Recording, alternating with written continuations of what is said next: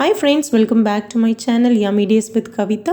இன்னைக்கு ரொம்ப டேஸ்டியான கோதுமை பாயாசம் ரெசிபி பண்ண போறோம். அதுவும் கேரளா ஸ்டைல்ல குக்கர்லயே செய்ய போறோம். ரொம்ப ஈஸியான மெத்தட், பிகினர்ஸ் கூட டக்குன்னு செஞ்சிடலாம்.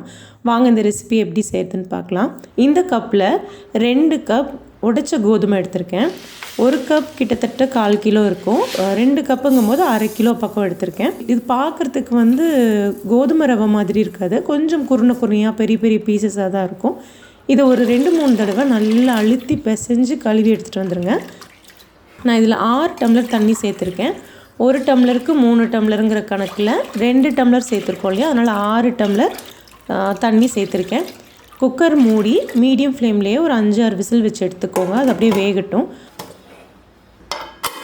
அதுக்குள்ளே நம்ம வெல்லைப்பாகு ரெடி பண்ணிடலாம்.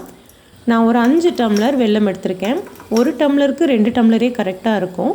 பட் என்னோடய வெல்லம் கலர் இருக்கே தவிர ஸ்வீட்னஸ் கொஞ்சம் கம்மியாக தான் இருக்குது. அதனால் 1 டம்ளருக்கு 2 டம்ளருங்கிற கணக்கில் 2 டம்ளருக்கு 5 டம்ளர் வெல்லம் எடுத்திருக்கேன். இதை கொஞ்சம் ஒரு 1/4 டம்ளர் தண்ணி ஊற்றி அப்படியே கரைச்சி எடுத்துக்கோங்க. போதும், பாகு பதமெல்லாம் எதுவும் தேவையில்லை. இது நல்லா கரைஞ்சிருச்சு. குக்கரும் விசில் ஆஃப் பண்ணிட்டேன். இப்போ குக்கர் ஓப்பன் பண்ணி பார்க்கலாம். சூப்பராக வெந்திருக்கு பாருங்கள். கொஞ்சம் கூட அடி பிடிக்கல.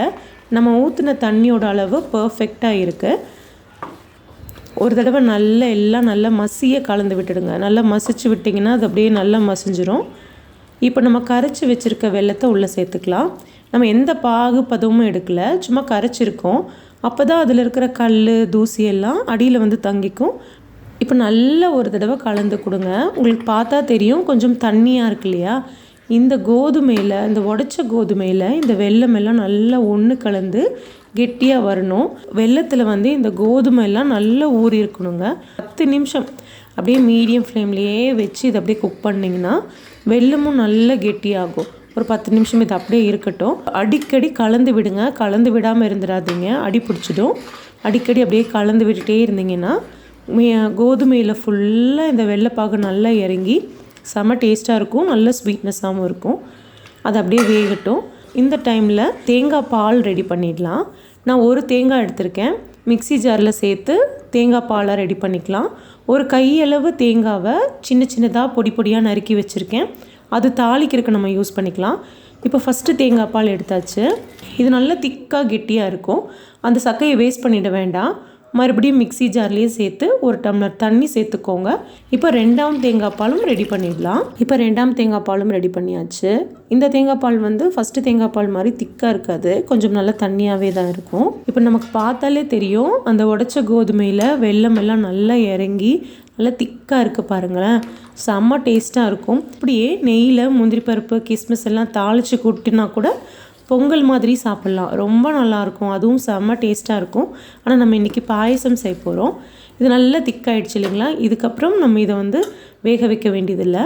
2ஆவது தேங்காய் பால், அதாவது தண்ணியாக எடுத்துருக்கோம் இல்லையா, அந்த 2ஆவது தேங்காய் பால் ஃபஸ்ட்டு சேர்த்துக்கோங்க. 2ஆவது தேங்காய் பால் இப்போ நம்ம சேர்த்துக்கலாம். பால் சேர்த்தும் போது ஸ்டவ்வை ஆஃப் பண்ணிவிடுங்க. இல்லைனா ரொம்ப லோ ஃப்ளேமில் வச்சுக்கோங்க. ஏன்னா பால் பிரிஞ்சு போகிறதுக்கு சான்சஸ் ரொம்ப ஜாஸ்தி. நான் ஸ்டவ்வை ஆஃப் பண்ணிட்டேன். ஸ்டவ்வை ஆஃப் பண்ணிவிட்டு தான் பால் சேர்த்திருக்கேன். நல்லா கலந்து விடுங்க. கலந்து விட்டதுக்கப்புறம் ஒரு 2 நிமிஷம் அது அப்படியே இருக்கட்டும். இது நல்லா செட் ஆனதுக்கப்புறம் ஃபஸ்ட்டு தேங்காய் பால் சேர்த்துக்கலாம். ஃபஸ்ட்டு தேங்காய் பால் ஊற்றுனதுக்கப்புறம் ஒரு 5 நிமிஷம் அப்படியே இருக்கட்டும். ஃப்ளேமை ரொம்ப லோவில் வச்சுட்டு ஃபஸ்ட்டு தேங்காய் பால் ஊற்றுங்க. அதையும் ஊற்றுனதுக்கப்புறம் நல்லா கலந்து விடுங்க. ஒரு 2 நிமிஷம் இருந்தால் போதும். ரொம்ப நேரம் அப்படியே தளன்னு கொதிக்க வைக்க வேண்டாம். பால் பிரிஞ்சு வந்த மாதிரி ஆகிடும். இந்த கன்சிஸ்டன்சியில் எடுத்துக்கிறேன். எனக்கு கொஞ்சம் தண்ணியாக வேணும், இன்னும் கொஞ்சம் லிக்விடாக வேணும்னா இன்னும் கூட நீங்கள் தேங்காய் பால் சேர்த்துக்கலாம். எனக்கு இந்த பதத்திலே போதும். இப்போ இதுக்கு சூப்பரான ஒரு தாளிப்பு ரெடி பண்ணிடலாம். ஒரு 2 டேபிள் ஸ்பூன் நெய் சேர்த்துருக்கேன். நெய் நல்லா சூடானதும் சின்னதாக நறுக்கி வச்ச தேங்காய், 1 கை முந்திரி பருப்பு சேர்த்து நல்லா வதக்கிக்கோங்க. 1 கை முந்திரி பருப்பு சேர்த்து நல்ல பொன்னிறமாக வறுத்துக்கலாம். இந்த பாயசத்துக்கு தேங்காய் சில்லு இருக்கு இல்லைங்களா, அதுதான் ரொம்ப டேஸ்ட்டாக இருக்கும். அப்படியே இந்த பாயசத்தில் உள்ளே சேர்த்துக்கலாம். இந்த பாயசம் சூடாக சாப்பிட்றதுக்கும் சூப்பராக இருக்கும். சூடாக பருப்பு வடை கூட வச்சு சாப்பிடும்போது சூப்பராக இருக்கும். அதே மாதிரி ஃப்ரிட்ஜில் வச்சு நல்லா சில்லுன்னு அப்பளத்து கூட வச்சு சாப்பிட்றதுக்கும் செம்ம டேஸ்ட்டாக இருக்கும். கண்டிப்பாக ட்ரை பண்ணி பாருங்கள். ட்ரை பண்ணி பார்த்துட்டு எப்படி இருந்துச்சு அப்படின்னு உங்களோட ஃபீட்பேக்ஸ் அண்ட் கமெண்ட்ஸையும் கூட ஷேர் பண்ணுங்கள். தேங்க்யூ.